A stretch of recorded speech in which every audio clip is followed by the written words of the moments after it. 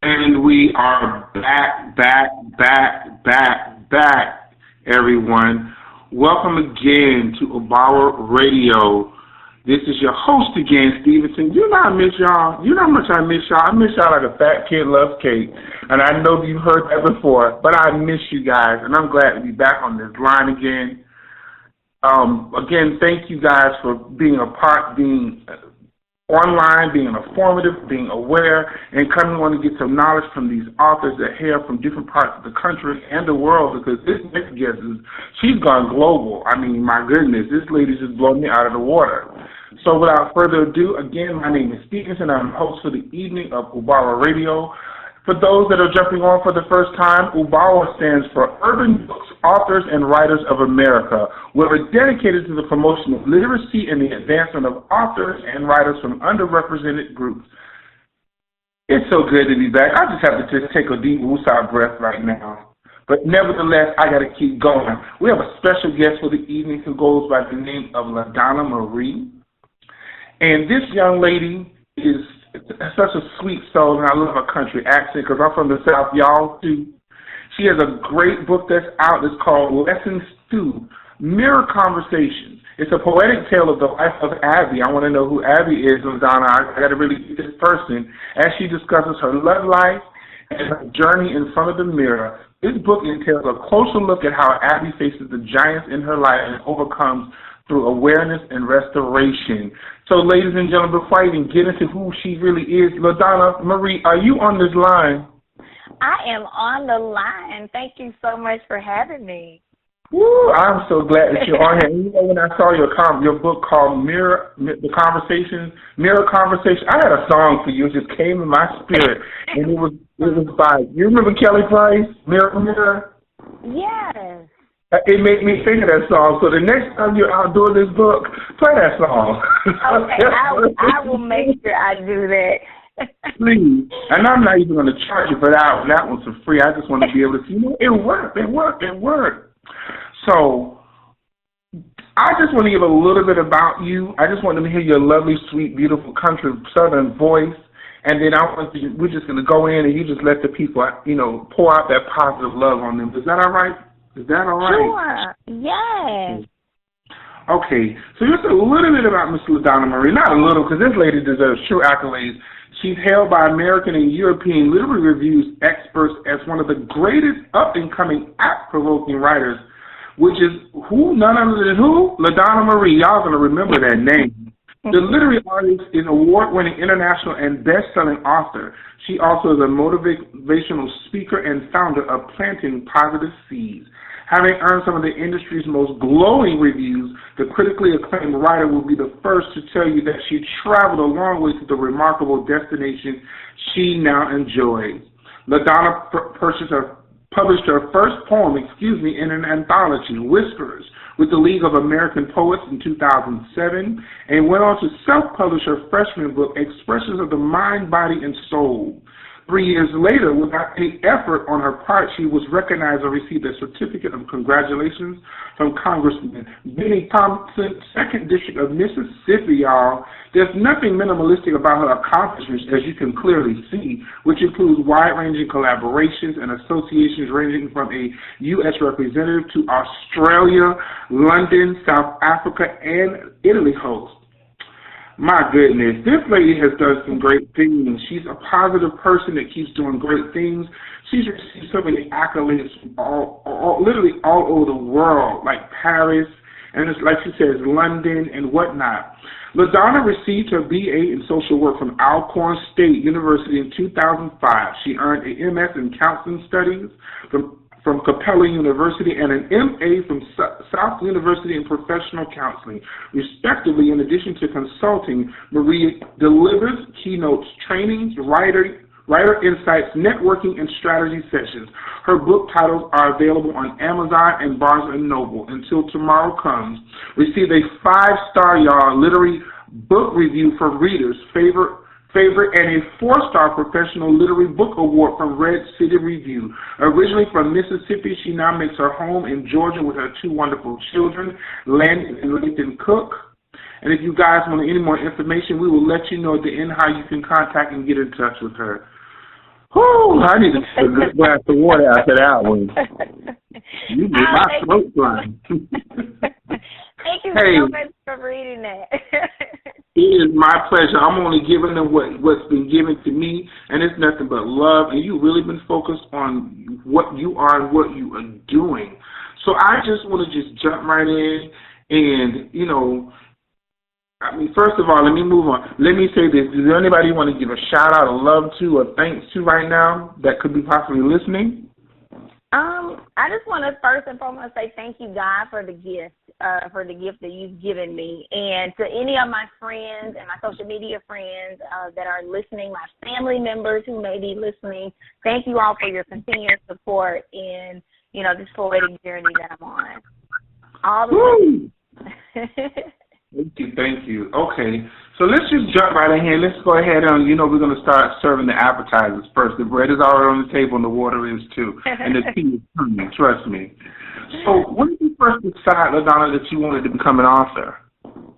So this started for me. Actually, God made the decision for me, and this was around 12 years old. I was sitting in my room. I always predicate that song that Brandy had, Sitting Up in My Room, back in the 1990s. Yeah, so I was in my room and I was thinking, and at the time I was a teenager who felt misunderstood.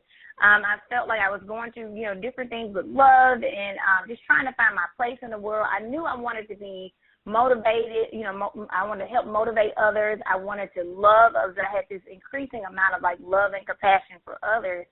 But at the same time, I was hurting. I needed to learn how to matriculate through my teenage years, just being misunderstood. And so I felt really, really down. And it was like God just came to me. It was like, my second encounter. And he just said, I'm going to give you this gift of writing. And as I begin to heal you, your words will begin to heal others. And I've been on that journey since then. I've been writing. I've been empowering. I've been sharing. I've been uplifting. I've been going through, but I've been learning my lessons in order to help people to be empowered and to help pull some people up and say, I've been where you've been, or I have, received a download from God that talks about this area. So how about you read this? And you'll feel like somebody knows what you're going through. And so I've always wanted to be the person for other people that I needed when I was younger. And so this has been a journey since I was 12 years old. Since you're 12. How old are you now? I am 34 years old. Woo, I just said 34 right. September the 1st. That's all right. Well, happy belated birthday. And thank you. The reason why I asked that question is because you're so young. And one of the key things you said in your conversation was God came to you and said, I'm going to heal you and give you the gift of writing so you can heal others through your poetry and through your writing. Right. One thing I did notice is you said I use my poetry to shed light on issues, sadness, brokenness, relationships, life experiences, love, and spirituality. Please explain to the callers, in depth is what you had to experience and go through in order for you to now help them. So, sadness and brokenness, when you feel like you're misunderstood, because at a young age, I already knew I was who I am today. I had faith in myself as a 12-year-old, knowing that I was going to have a mic in my hand. I was going to be somewhere talking to somebody, encouraging them, telling them I already knew this, and I could see it, but others around me could not see it. They couldn't see it because it wasn't their reality. It was mine. It wasn't their dream. It was the one that God was creating in me. And so when you have people who don't understand your dream, your vision, and that's even today in life, you feel a little slighted. You feel like, well, why you don't believe me? And like, why you won't get on my bandwagon? Like, why can't I do this? Because I think sometimes when people don't see it for themselves or they don't chase after their dreams, and so that made me sad. That made me feel broken. It made me feel like rejected. And even in relationships, I had wounds that needed to be healed. I mean, I was a young girl who I didn't get all of the maybe the conversations that I wanted to have about like boys. There were certain things that I needed. So I was really out there looking and trying to put things together and do it the best way I could. And so I got in some relationships and I got hurt. And I was looking, like searching. And then with my spirituality, God was showing me that everything that you need and everything that you're looking for outside of yourself is within me. So at the same time, when I'm trying to battle, looking for love in all the wrong places, and God is saying, I'm that person for you. I can heal you. Let me close those wounds up. Just come to me. And so all of that was in my childhood. Like, he kept telling me there's so much more for you to do. As a young person, I was very, very broken, and I attempted to commit suicide. And he told me, it was a very low moment in my life, but he spoke to me as clear as day, and he said, this is not your ending. I validate you when nobody else does. So I'm the one who created you. I know what your purpose is, and I had to start believing myself, because, see, I already knew what it was, and I had others around me who did not see it. So it was an internal battle. I was trying to, be who I knew I was, and then fight against what was, reality at the moment. And so with all that I was experiencing, that growth, because all growth is not easy. All growth is not fun. Like, you have to actually go through some things, and I had to start to become aware of my surroundings, of what I let in my ear, what where my focus was. And so all through that, every poem that I wrote, everything that he downloaded, it was healing my soul, healing my heart, but also speaking to those who felt the exact same way that I felt at that age, and even from then until now. Whew. You gonna let me get another glass of water. I mean, that's like beyond deep, because, like you said, it was downloaded by God, and you receive that in your soul, that this is what you're going to be doing, and you knew at that time, and nobody could see it, because why? It wasn't for them. Right. What he was doing in your life was putting that inside of you, so that you can tell others, this is how you get through, come through, make it out, overcome, and win. I'm giving you life experiences. Your pain turns into gain. Your glory story comes from your glory to story to glory. But at the end of the day, he chose you to write this, because even if people are listening right now, if you're listening, understand this, that it's going to be downloaded, it's going to come in you. You're going to know what you are. If you think you're strange or weird, it's okay. Right. Because you are unique and different and beautiful. You're not strange and weird. LaDonna is proving that you are unique. And you have to take that unique gift and go forth. And you sound very bold to me. You're a small little lady. Y'all don't know she is thin. She is a little olive oily in a cute way, in an African girl way. So, but at the end of the day, look what happened. Now you got books that are spanning across the globe. Why? Because you believe in the Almighty, and you push forward and say, this is what he wants, this is what I'm going to do. But see, a lot of us go through those things, and the books come out, and the plays and the movies come out, and look what's going on with you. So I am very proud of you. Thank I you hope so much. those that are listening will say, you know what, if she can do it, I can do it. Yes. So let's go, because we have many more questions. I want to get them all out. I like to make sure you guys get, you guys really enjoy your time. So my next question, since you have so many books, how did you decide on your first book, second book, and third book? Like, how did they all come about before we get into the one about Mirror Conversations? Well, you know what, Stephen, it's just that I listen, because I hear everything he tells me. And, being a writer, I write everything down. So when the first book came about, like, he always gives me the titles. And so when he gave me Expressions of the Mind, Body, and Soul, because this was my first book, and all the hurricanes and stuff was going on, and at the time it was 2005, and it was Hurricane Katrina, and I was living on the coast, and I had been writing all this stuff from 1998 until 2005, and I was writing, and my stuff almost got messed up in the hurricane, but it didn't. And so then God said, I said, okay, so you telling me that you want me to do something with these poems that I have and I've been writing. And so then it took me a couple years to learn the business. And then 2007, like you read in my bio, I did something with another group, the League of American Poets. I was like, is my stuff good enough to get out there? And let me try it. And when I tried it, they snatched it up. They were like, yes, we're going to put you in here with these other poets. And I did the same thing in 2009. And I said, no. If everybody wants my stuff, then guess what? It's good. No more testing the water. I'm just going to come out with this book. And when I began to go to him, because I even go to him for titles and for things that when he puts it in my spirit, like I said, I write it down. And so Expressions of the Mind, Body, and Soul was everything that I had worked on from like 98, where it was 100 of them. It was 50 from like the older poems from like 98, maybe all the way up into 2010, and then 50 from my newer things of that year. And it was an expression, it was a holistic view of your mind, body, and soul and everything going together, because even in that book I did some erotic, I did spirituality, I did encouragement, I did, the sadness, because I have to meet people where they are, because everybody's not standing in the same place in the world at the exact same moment.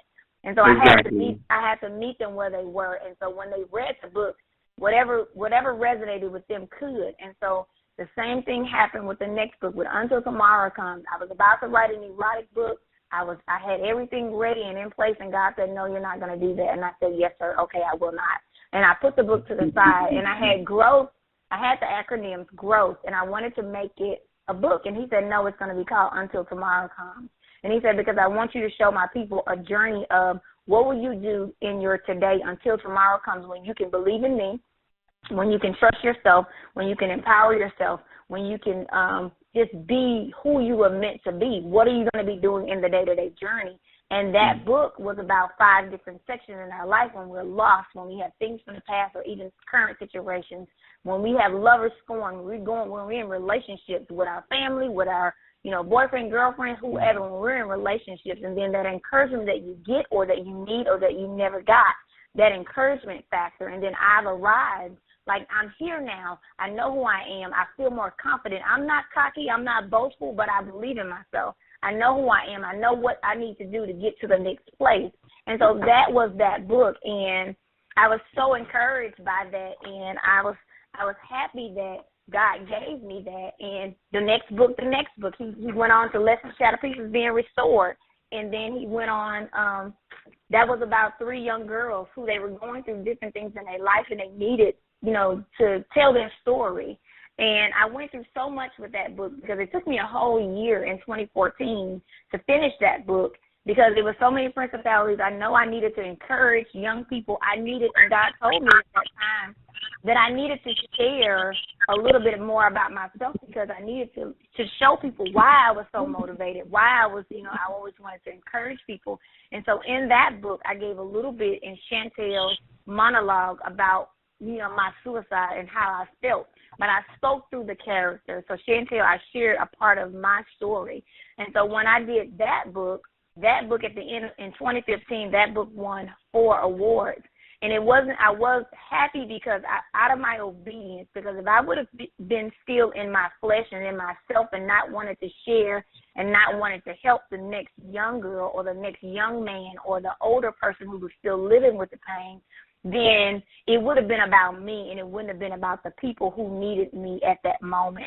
And so everything, I always listened. And with the next one, I did a devotional. I would always say to people, hey, I'm just a poet. I'm just God's poet. Well, he changed gears for me.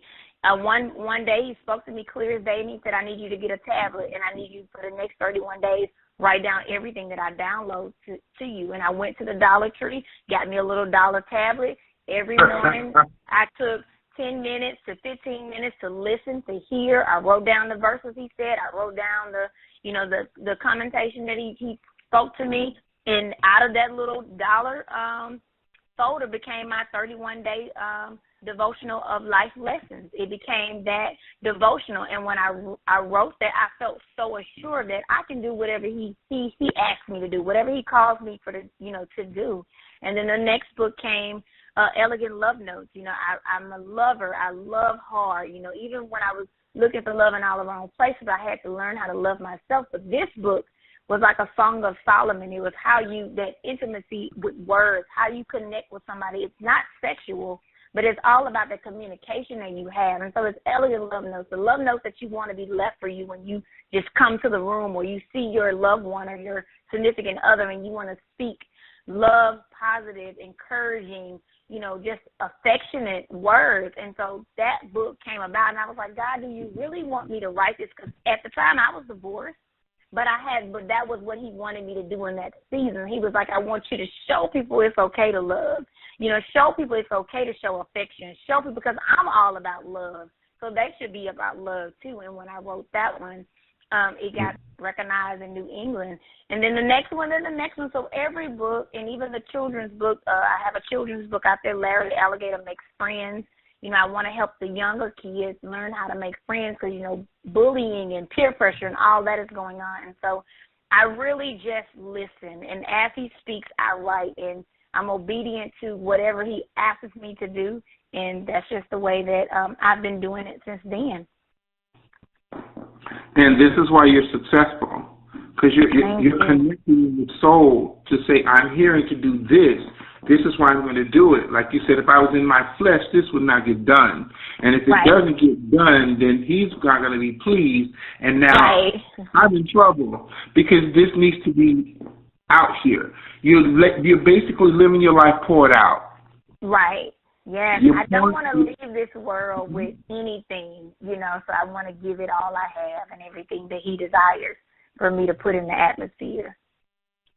We need to package you, put you in a bottle, and just break you over all the authors' heads, including myself, because I need that from time. I need that all the time. So just give me some. Lift one up for me and all the authors is on here.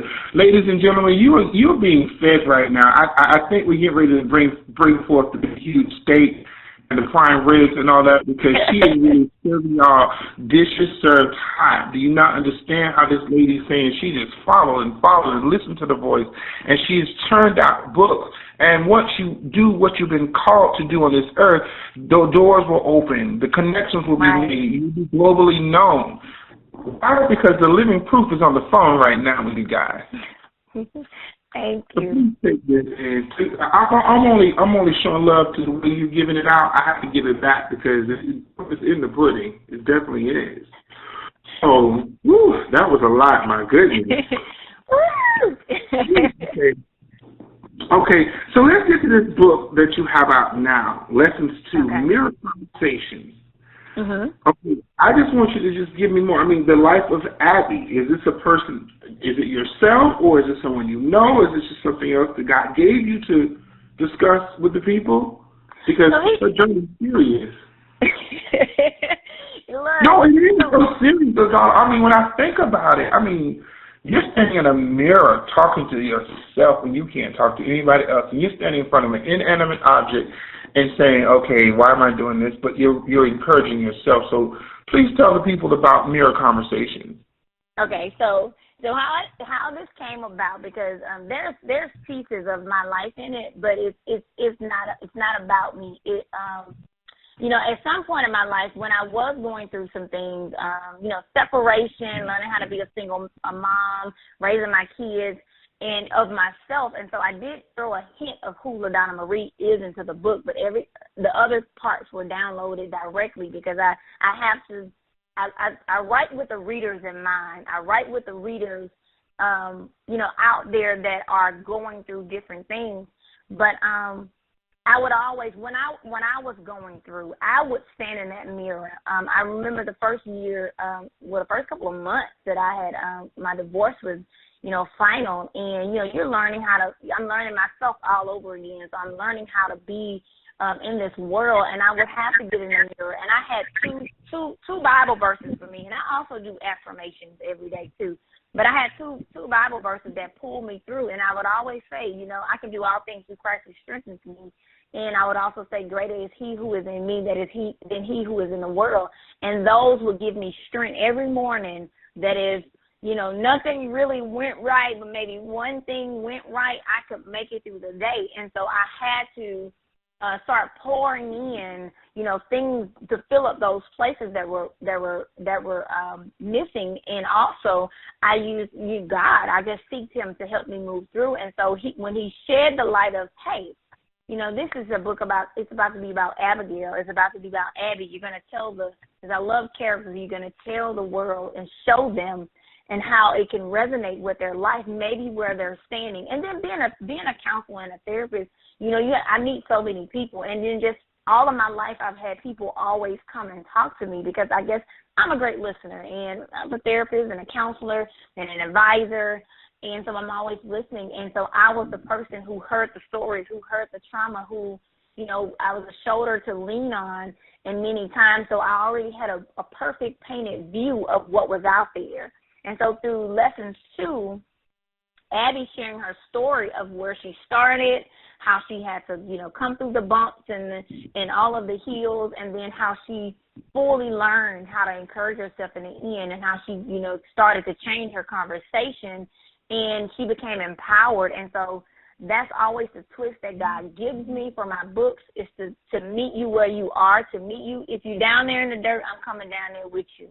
And, if you need somebody to help you lift your head, then you're going to read a couple poems and say, I feel this character. This character knows what I'm going through. And then in the end, you're going to get that twist of how you can work on it, how you can overcome that adversity, how you can speak life into yourself, how you can change from something hurtful and painful, and it can be empowering and uplifting because you lived through it. And so I just brought all the punches out for Abby, and I wanted to speak to so many women, so many people out there who were living, lives where they felt like they had to settle for whatever you were given, but you're so much more. And so through Abby, I was able to create that world and to show people in every facet of her life how she did it.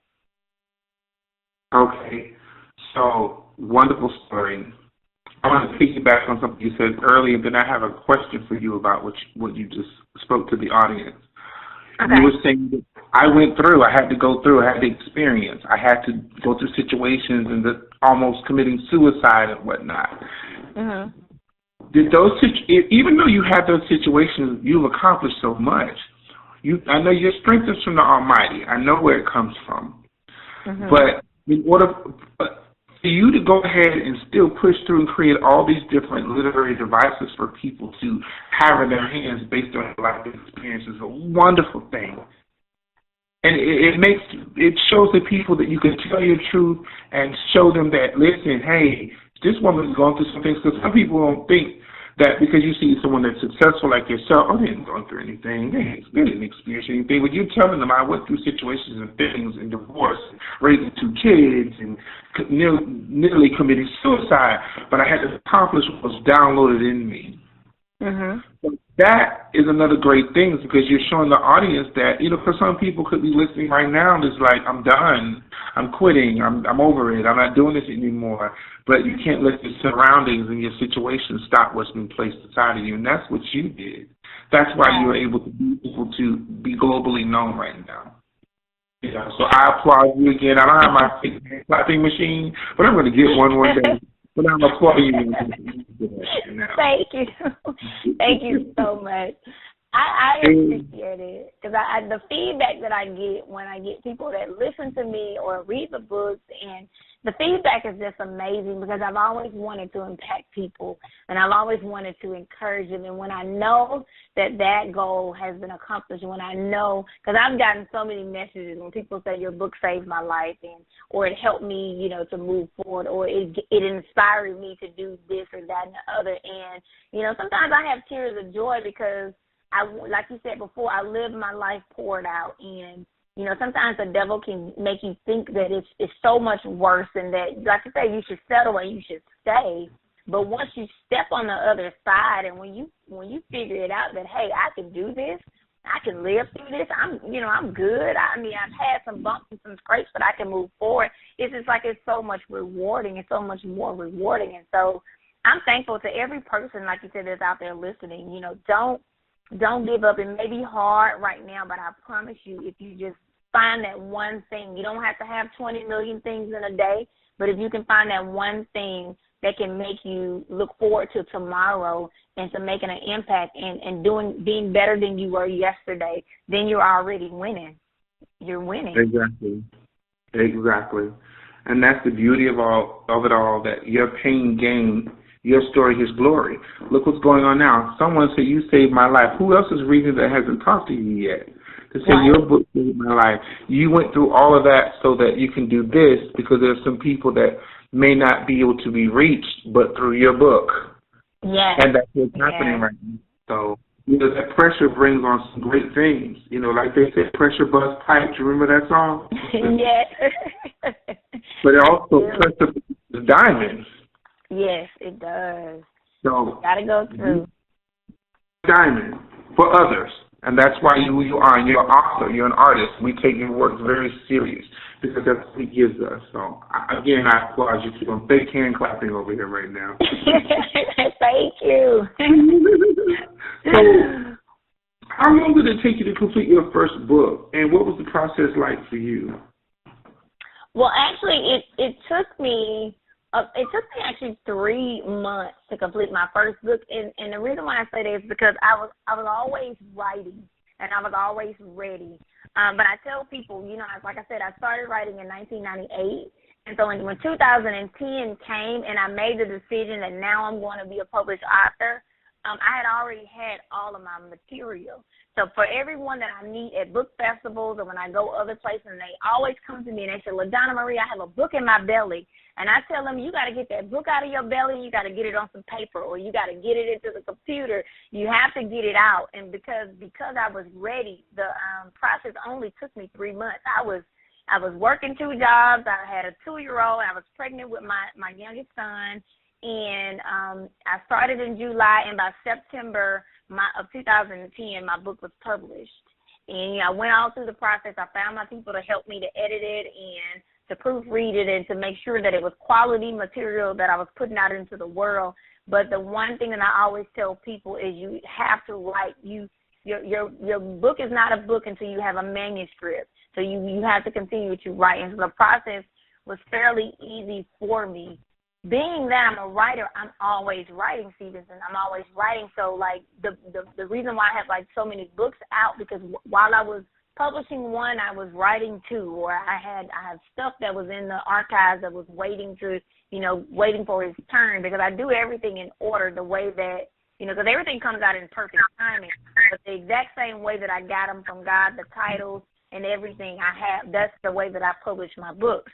And so everything comes out in its season when it needs to, at the right exact time when somebody else is going to be looking for that or they need that. And so I stick to the script of, how the books come to me, and then I just publish them as I go forward. There you go. So the process, to me, it sounds like the process was easy for you because you were churning them out, and you had, like, Band-Aids on you to say, get this done. Yeah. Did you like that, or was the process a little difficult for you? No, it wasn't difficult. It wasn't difficult at all, but I tell everybody that you always should research. You need to know what you're doing before you get started. You need to be able to even find, answer the questions that you're looking for, like how do I do this and where do I need to go and who's a good publisher for me. And so I took my time and I did all of that research, and so that's the reason why the process was relatively easy, because I had already answered all of my questions, and I set it up to where, everything was a step, making sure I had a checklist to get to the next step to get it out there. Okay, so you did a lot of research through Google, or because some people are like, oh, this is a lot already to write this book. Now I have to research and I have to go look for it. That's too much. I need to hire somebody. So give me just a feel where it is that you went to find your information. I did. I went on Google, and then I searched. I searched like the website to find out if I wanted to be a traditional author, if I wanted to be a self-published author, and so I went to find publishing companies and different things like that, and so it just took me on a place of finding, like, what would I need to publish. The simplest things you could put in Google, like, what do I need to do to be a self-published author? What is the checklist of what I need? And so I did utilize Google. I also utilized books. I went on Amazon and I found, like, some books that say maybe how to write a book in 30 days or, different things like that, or self-publishing help. So I found, like, different books like that helped me to kind of, like, have all the answers that I needed and to continue to move forward. And I went to the library as well to just see how things were already done, looking at the books and looking at, like, what would I want my book to look like and what would I want my cover to look like, and finding cover artists and editors and proofreaders and, graphics and different things like that. So, I use a lot of social media to find people to work with, and, like I said, the internet to find my research. Okay. Okay, great. Well, if you guys, anybody that's just jumping on, we are on the phone with the authoress, Miss LaDonna Marie, author of many books into infinity. A current book, Lessons to the Mirror Conversations. So you've been talking about this, and it's just so exciting to hear the vibrancy, the electricity, the good energy through your voice. Give me the most rewarding things about writing your books and being an author. So for me, the most rewarding thing is actually the feedback.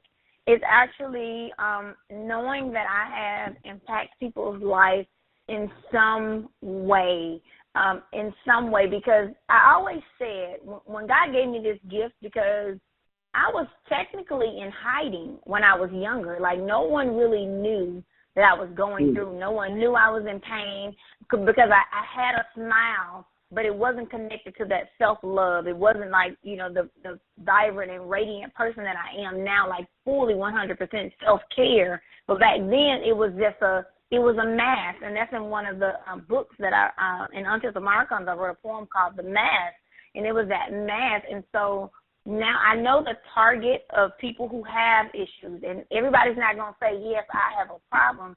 And so I write in a way to reach those people who, like you said, my books are always going to be out there, so if you never get a chance to see me or hear me, but if you get that book and you open it up and you take time to read it, you'll find something that resonates with you. And so when they're able to reach out to me or leave a review, or I just had a person call me the other day on my business line, and she left me a long voicemail of how she saw me on Jackson's Finest television show, and she was just so inspired. And that just brought me tears of joy, because I know that I'm doing what I'm supposed to do. And another time I always ask God in between times. I was like, God, am I really, am I close to where I'm supposed to be? Am I doing what you want me to do? And this was when I had my third book, and this young lady, her dad had came by. I was standing out selling some books, and he came by and he bought the book for his daughter, and I wrote a quick message in there for her, and, he took it to her.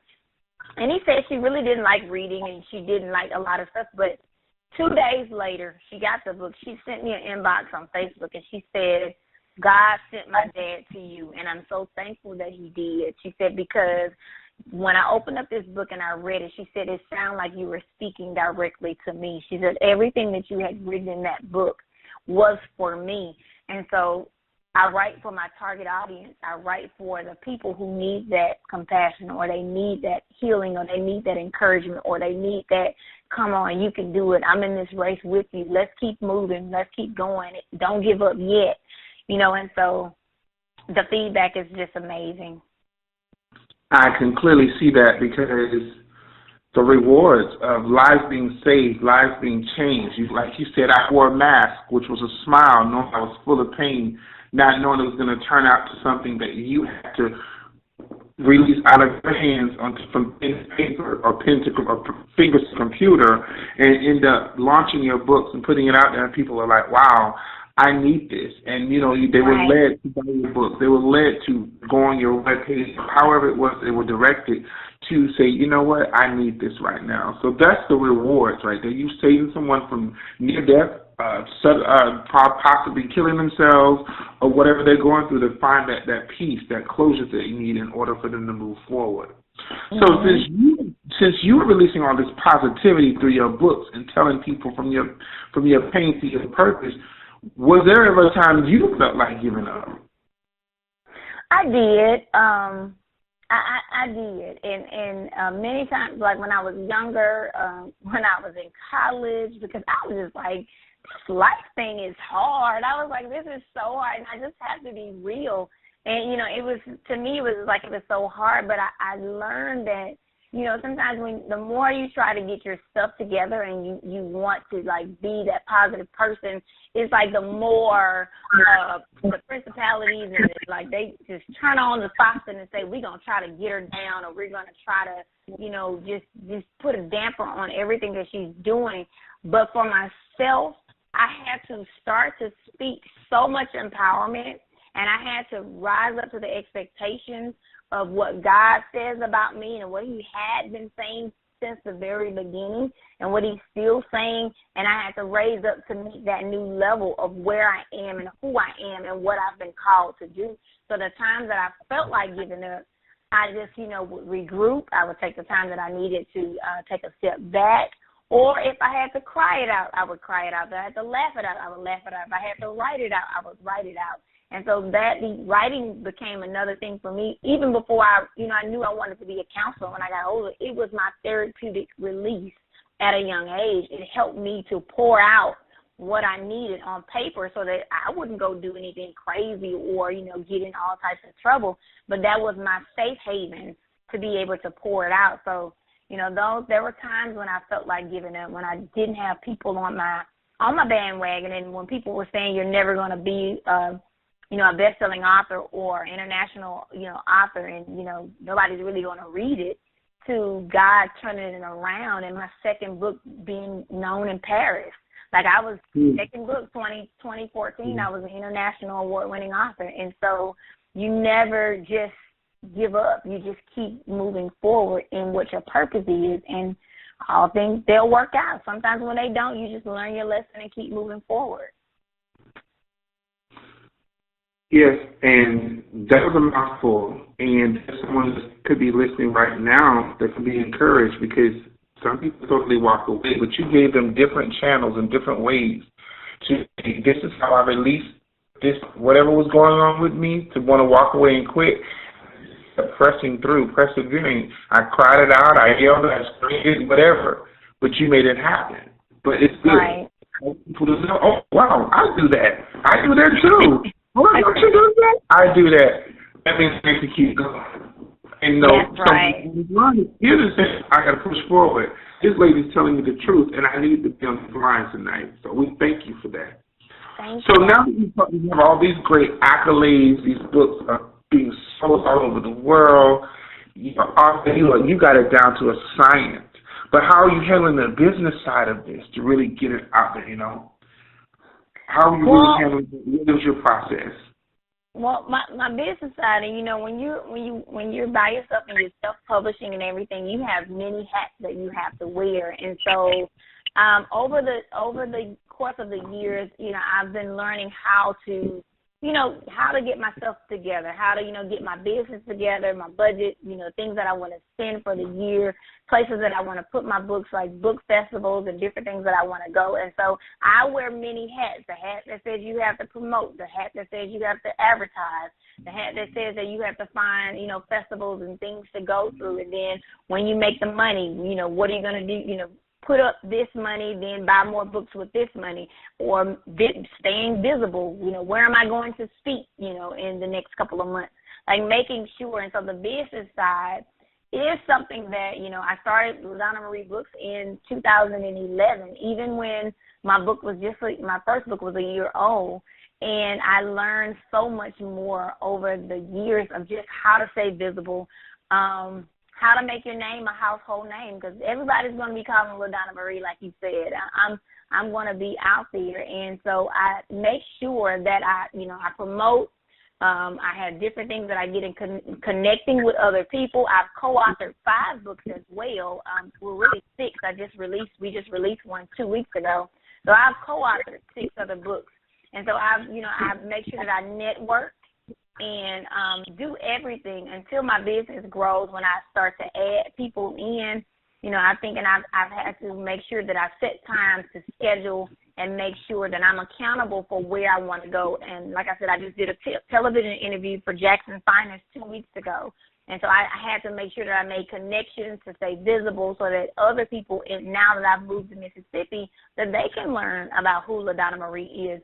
And so I'm learning the business side. I still want to make sure that I go to the masses. I really want to travel internationally. I was awarded like an author finalist for London back in 2014, and since then it's been on my plan to make it over there, to go to the international book things that they have, and as an author, as a poet, and to be engaged not just nationally but internationally as well, because my books and things have already been there. And so the business side, I am learning, still researching on, and knowing, staying on top of things that I need to do to make sure that I'm I'm making the money. The gift, I love it, but all businesses have to make money to sustain, and so that is a primary focus, just learning more and putting myself out there and staying visible in all aspects of social media and Amazon, Barnes & Noble, and all the places.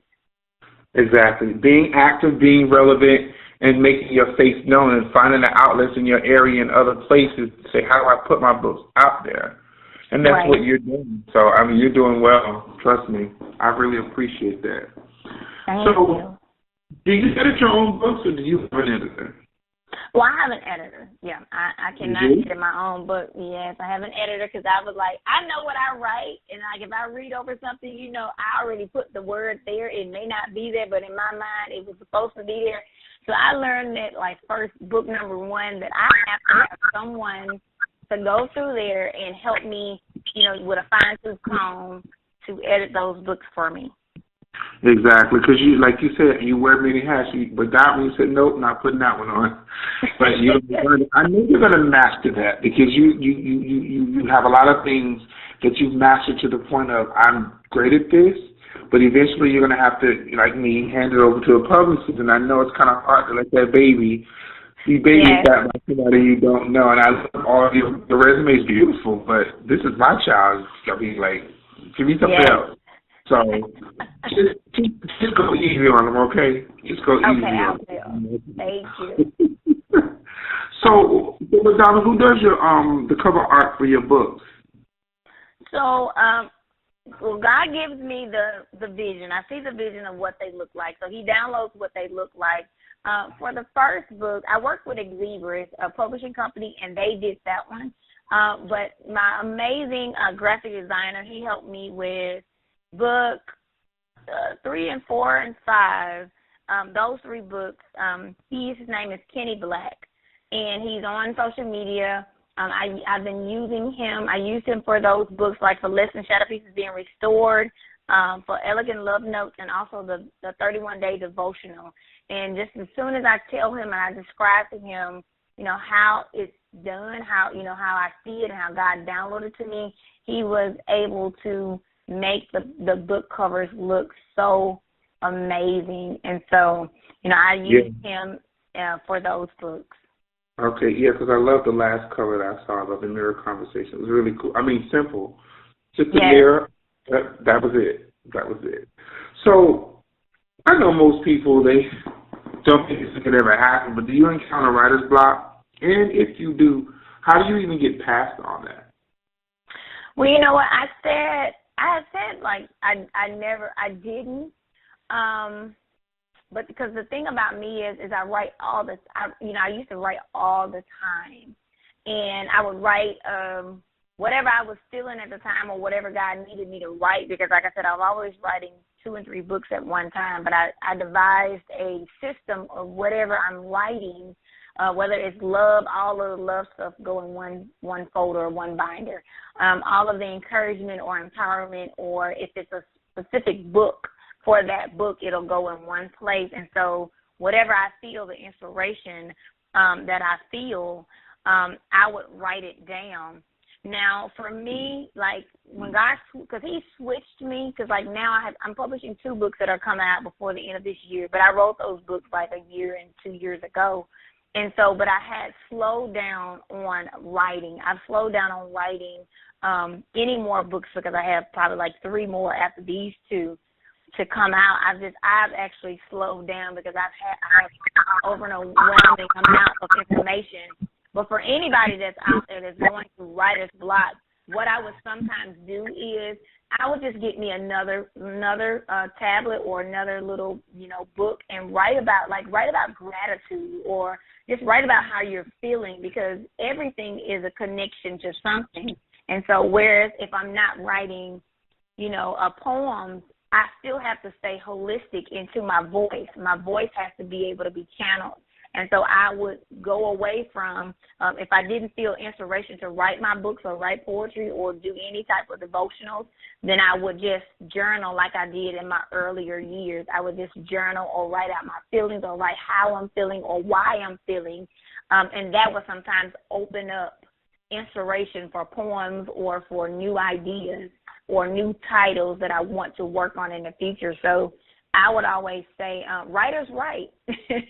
So whatever, if you feel like you're at a block, then you write about that block, and you write about maybe what do you feel maybe causing that block, or how are you feeling at the moment, and then that will start to sometimes open up. I know it did for me, open up some places in my life that I wanted to share more on, or that God wanted me to expound more on.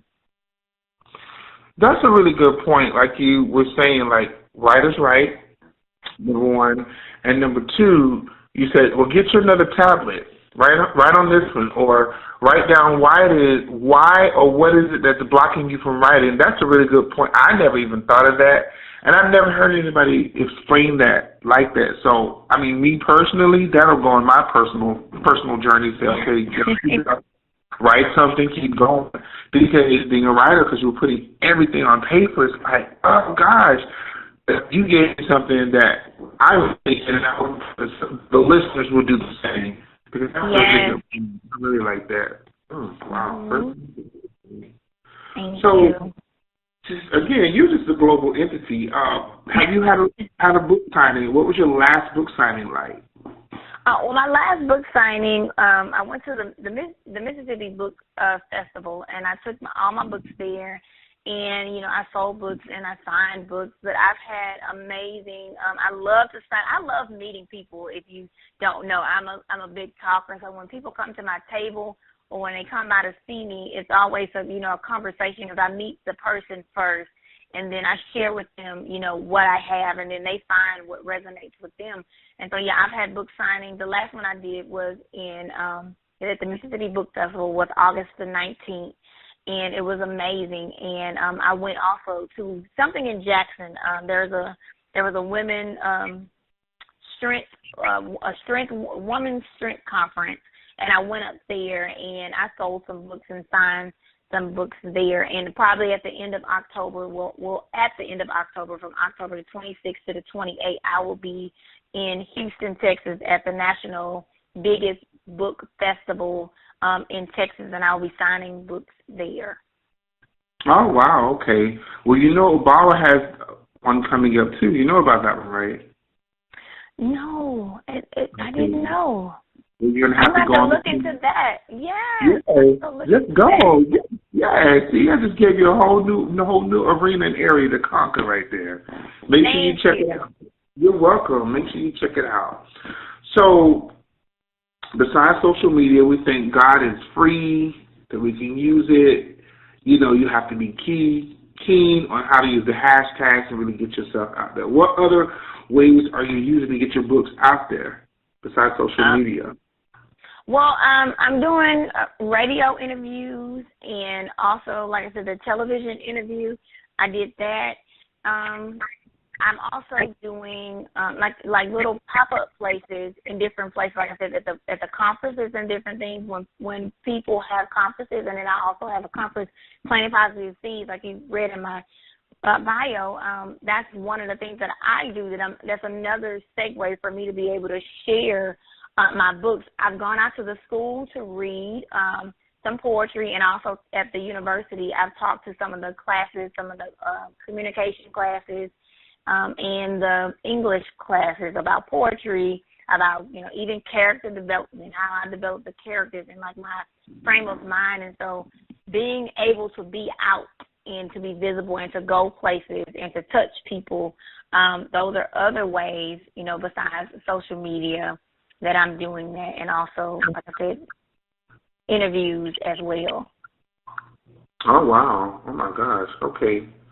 Well, you seem to have the market cornered already. All you need is a publicist, and I'm looking forward to seeing an agent, a publicist. Looking forward to seeing your name in the African American Museum soon in D.C., like Miami. All right. Thank you for saying that existed. Yes, I receive it. You know, I met Maya Angelou at ninth grade. I mean, when I was in the ninth grade, she was like my mentor, and I would always read her stuff when I was in high school, and I kept saying to myself, and I actually met her and Nikki Giovanni when I was in ninth grade. Oh, wow. And that was like another big accomplishment of my life because I got to speak to her and tell her that I want to grow up and I want to do things that you're doing, helping people, meeting them where they are, sharing stories that, heal, that sometimes are painful, but they heal. And I got a chance to speak those words to her, and she got a chance to tell me to, keep moving forward, and I've been doing it ever since. Words have power. You spoke it, you met it, and look what you're doing. And she spoke life into you. You're speaking life into me. Amen. Life on this line. And that's what we need. Those words carry power. Can you imagine if you really saw the words that you spoke on people or words people spoke on you or you spoke on yourself, we really saw them and what they look like and whatnot, I don't think people would be too happy. So I'm going to this conversation. You can flood me with the words you're doing. And flood the audience because we really need it. Trust me. In this day and time, we definitely need it.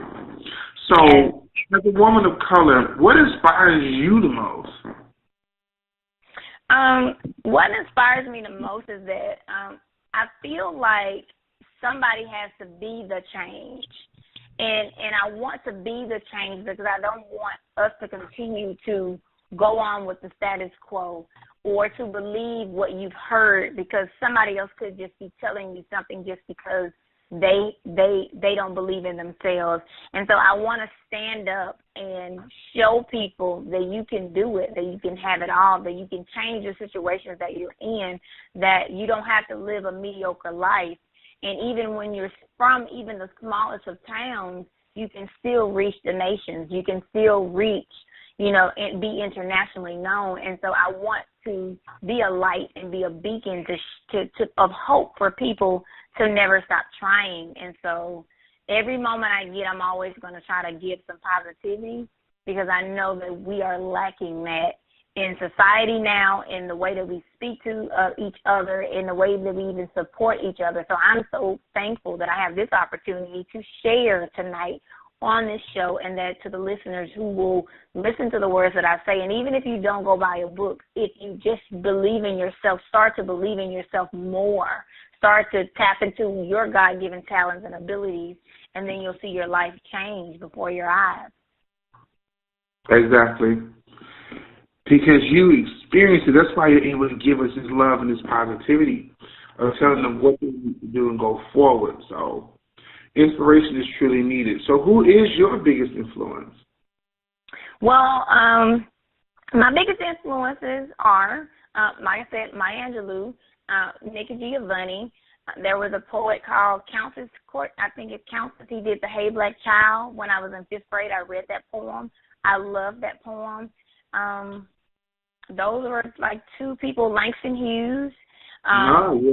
Those were ones that I read and that over time helped me to cultivate, who I am as an individual poet and find my voice. Well, in order to be the best, you have to be influenced by the best. And those are some top-notch African-American authors that you just divulged out of your mouth and said, okay, I have some big shoes to fill. Not even filling the shoes, but filling your own shoes. Someone who said, I want to be like LaDonna right there. So, right. We always look up to those greats because we have to imitate them without emulating them, but not being them. But saying, you know what, I'm in the same league as you, so therefore I'm going to look up and respect your art, your work, and I'm going to be able to go forward with my own. So, big up to all the writers that have passed on, that left a legacy and an impact for us to be able to look up to. Yeah. So we all made mistakes, LaDonna. I know we have. But have you ever done something in the past you ever regretted? And if so, how did you get through it?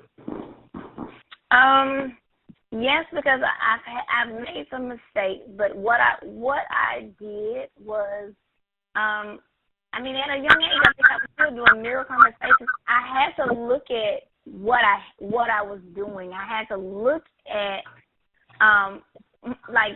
if I was stuck or how was I going to move forward from those places, and not let the mistake keep me stuck, but catapult me to move forward. And so that's from everything that I've experienced and that I was living in, I always wanted more and better. And so I just spoke it into existence of how I could see myself, and I started to walk different, because in order to change things, you have to change. Like I be telling people all the time, I can tell you, I can try to motivate you, but until you motivate yourself, until you want it, there's a saying that I have been listening to, until you want to see as bad as you want to breathe, then you won't change it. And so people have to get that motivation to say that I want to be better, that, hey, I know I messed up, but I'm better than this, and this is not where I'm going to stay, and this is not who I fully am. This is just a product of what I've been through, but I'm so much bigger and better.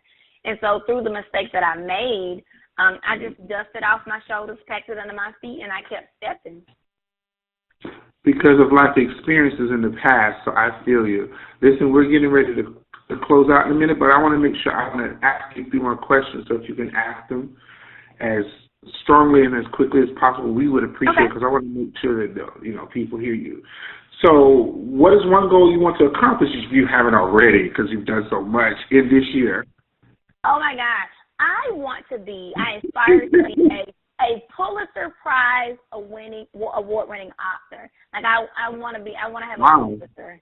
I That's amazing. And so I have been devoting on elevating my craft to whatever I got to do to get a Pulitzer Prize. I want a Pulitzer Prize. That's major.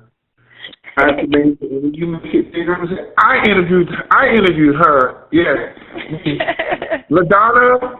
Oh, you got your Nobel Prize now. You don't know me, right? No. I know you, Stevenson. Remember. That's a big accomplishment, and I hope you really make it there, because that, oh my gosh.